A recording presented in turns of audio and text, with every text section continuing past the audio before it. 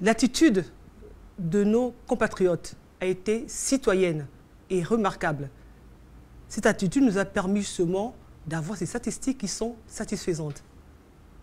Mais il faudrait que nous restions prudents, comme je l'ai dit précédemment, parce que si nous voulons combattre ce virus, un virus qui est invisible, un virus qui est imprévisible, il faudrait que nous respections les mesures barrières pour préserver la vie et pour préserver la santé de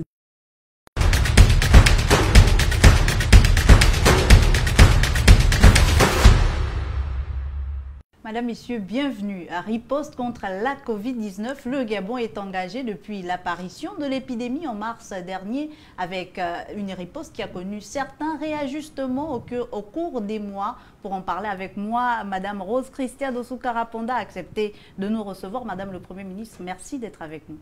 Je vous en prie. Alors pour commencer, Madame le Premier ministre, on a vu que vous avez allégé un certain nombre de mesures au niveau du Gabon. Est-ce que c'est dire que l'épidémie est complètement derrière nous? Les statistiques épidémiologiques peuvent laisser penser que la pandémie est derrière nous. Il n'en est rien du tout. La pandémie sévit toujours. Mais n'oublions pas que plus de 300 cas actifs existent toujours.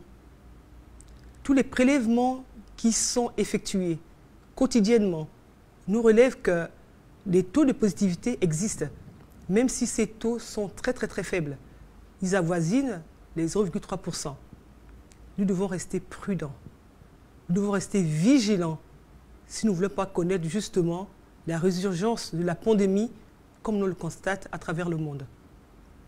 L'attitude de nos compatriotes a été citoyenne et remarquable. Cette attitude nous a permis justement d'avoir ces statistiques qui sont satisfaisantes.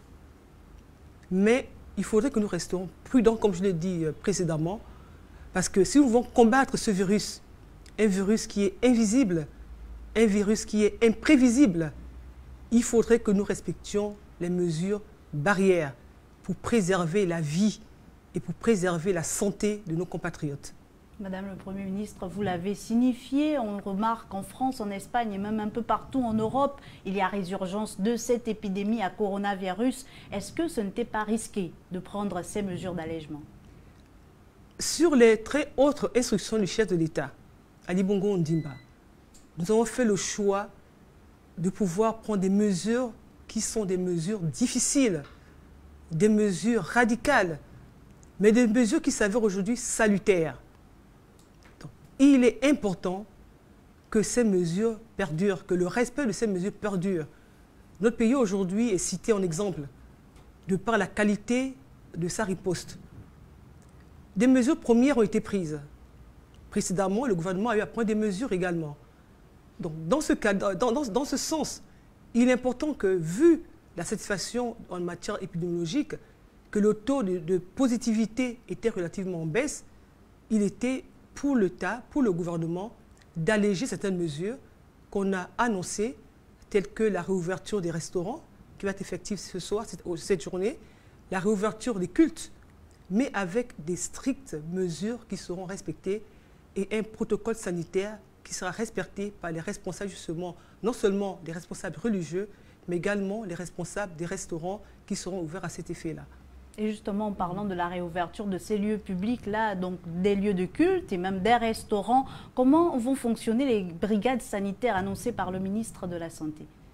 Des brigades sanitaires vont être constituées. Elles vont permettre de pouvoir contrôler et veiller au pronostic, au protocole sanitaire qui a été mis en place pour les restaurants et pour les religieux. Hier matin encore, j'ai reçu les responsables religieux qui ont pris l'engagement. C'est vrai qu'au départ, le gouvernement avait décidé de faire en sorte qu'à l'entrée de chaque culte, il faudrait qu'il y ait une présentation d'un test de négativité. Mais les religieux, les responsables religieux nous ont fait comprendre que ce serait difficile pour eux, mais ils nous ont rassurés qu'ils vont demander à leurs fidèles de pouvoir se faire prélever, se faire dépister, et qu'un accompagnement justement de l'État pourrait leur permettre justement de pouvoir effectuer ces prélèvements-là. Et le gouvernement a jugé bon d'accepter leur requête dans la mesure où le chef de l'État avait annoncé qu'il y ait un dépistage massif Les fidèles qui vont dans ces églises, il s'agit des compatriotes de toutes les catégories sociales. Ce sont les commerçants du marché, ce sont des fonctionnaires des ministères, ce sont les employés du secteur privé également. Et en fait, c'est nous tous. Donc, pour préserver leur santé et faire en sorte que les célébrations se fassent dans un climat de sécurité sanitaire requise, il était important que cet aspect de dépistage massif auprès des fidèles soit accepté par les religieux, et c'est ce qui a été confirmé par ces derniers. Vous avez donc pu accorder vos violons avec le monde religieux, tous les leaders religieux, finalement, gouvernement et leaders religieux ont pu faire la paix. Mais en fait, en vérité, il n'y avait pas de problème entre le gouvernement, l'État et les religieux. Il ne peut pas avoir de problème entre les religieux et l'État, comme je leur ai dit hier. Il s'agissait d'un problème d'information, d'interprétation, des mesures qui n'étaient pas bien inculquées par les uns et les autres. Mais je crois que tout est rentré dans l'ordre et qu'à force de restituer effectivement la volonté de l'État de pouvoir sécuriser, défendre les populations face à cette pandémie, les religions ont compris le bien fondé justement des mesures qui ont été prises et leurs doléances également ont été plus ou moins allégées pour qu'aujourd'hui l'ouverture des cultes pour les musulmans aujourd'hui, samedi pour d'autres confessions religieuses et dimanche pour les catholiques et les protestants. Alors, les évangélistes également. Alors, Madame le Premier ministre, il y a également dans quelques jours la rentrée des classes. Est-ce que ce sera le même protocole pour entrer dans les établissements avec présentation de tests PCR, etc.? Tout récemment, on a eu à rouvrir les classes parce qu'il y avait des enfants qui passaient les examens de baccalauréat. Un protocole sanitaire a été mis en place. C'est le même protocole sanitaire qui va perdurer et qui est en train d'être mis en place par le ministre de l'Éducation nationale. Les enseignants également, ce sont des compatriotes. Pour la plupart d'entre eux, ils se font dépister.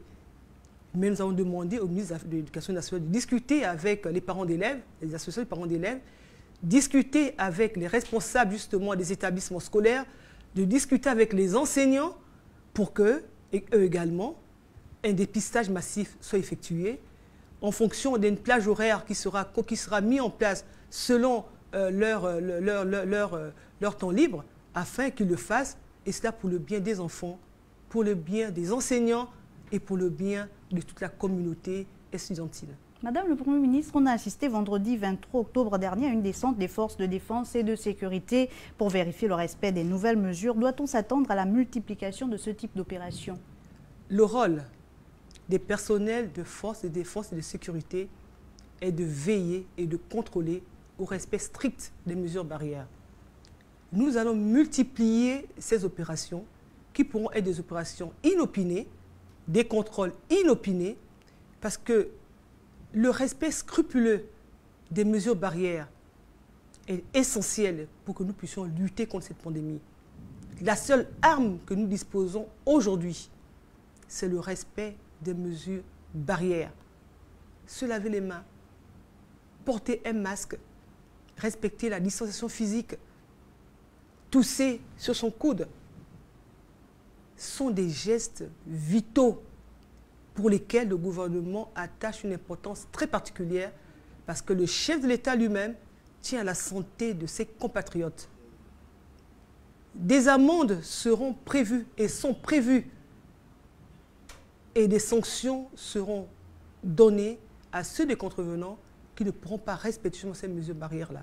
Ce fut le cas les 2 week-ends derniers où plus d'une 150 personnes ont été prises en flagrant délit en bafouant le respect des mesures barrières, en mettant en danger d'autres compatriotes parce que, ils se sont voués à des comportements qui étaient un comportement de civisme et de non-respect des mesures qui ont été édictées par le gouvernement. Et cela est inacceptable. Des sanctions plus dures seront mises à l'endroit de ces compatriotes-là. Des amendes qui pourraient s'élever à combien, Madame le Premier ministre? Entre 100 000 et 5 millions de francs CFA. D'accord. Et nous allons durcir les dispositions juridiques justement dans ce sens-là. Madame le Premier ministre, parmi les mesures que vous avez eu à prendre avec votre gouvernement le 16 octobre dernier, il y a que les tenanciers des débits de boissons vont devoir se faire accompagner par un guichet d'accompagnement spécial qui sera mis en place puisque les bars n'ont pas pu rouvrir. Alors comment cela se fera-t-il? Parce qu'ils attendent encore dans les quartiers, beaucoup espèrent que vous puissiez dire que ça commence demain. Qu'est-ce que vous pouvez dire à ces compatriotes qui vous regardent? Ça ne peut pas commencer demain parce qu'il y a tout un processus à respecter. Il faut d'abord qu'on recense tous les responsables des débits de boissons ou des bars, à l'image comme l'avait fait lors justement de la fermeture des commerces, qui s'était piloté par le ministère de l'économie. Cette fois-ci, c'est le ministre du Commerce qui a la charge justement de recenser ceux des responsables des débits de boissons et des bars qui seraient accompagnés par l'État. Et des critères vont être définis dans ce sens-là. Et le gouvernement travaille justement pour qu'au moment venu, ces responsables soient au courant de ce qui va se passer. Est-ce qu'il s'agit quand même de tous les tenanciers de débits de boissons ou il y a quelques critères que vous pourriez déjà donner par rapport notamment au caractère formel d'un établissement ou d'un autre? Pour ouvrir un bar ou un débit de boisson, il y a un circuit administratif qu'il faut respecter. Maintenant, ceux des responsables qui n'auraient pas justement ces documents administratifs ne pourront pas accéder à cet accompagnement de l'État. L'État est là pour justement accompagner ceux qui sont dans la légalité et ceux qui ne le sont pas, au moment où je vous parle, doivent s'empresser à le faire pour qu'il y ait cet accompagnement de l'État. Madame le Premier ministre, peut-être un mot de fin à l'endroit de vos compatriotes gabonais, des populations qui résident sur le territoire gabonais. Chers compatriotes, l'observance des mesures barrières est obligatoire et nécessaire pour votre vie et pour votre santé. Le chef de l'État, Ali Bongo Ondimba, et le gouvernement de la République tiennent à votre vie et tiennent à votre santé. Leur rôle, c'est de vous défendre et de vous sécuriser sanitairement. Se faire dépister est vital également et impératif. Donc, nous en appelons à votre responsabilité individuelle et collective, mais également à votre civisme que vous avez eu à respecter depuis 8 mois déjà. Et cela, nous le disons pourquoi. Si nous respectons tous autant que nous sommes de ces mesures barrières, le cours normal de nos vies pourrait reprendre à moyen et long terme. Merci beaucoup, Madame le Premier ministre. Nous rappelons donc à nos téléspectateurs que nous étions avec vous pour parler de la gestion de cette crise sanitaire au niveau du Gabon. Merci encore, Rose Christiane Osukarapanda, chef du gouvernement gabonais, de nous avoir reçus. Je vous remercie.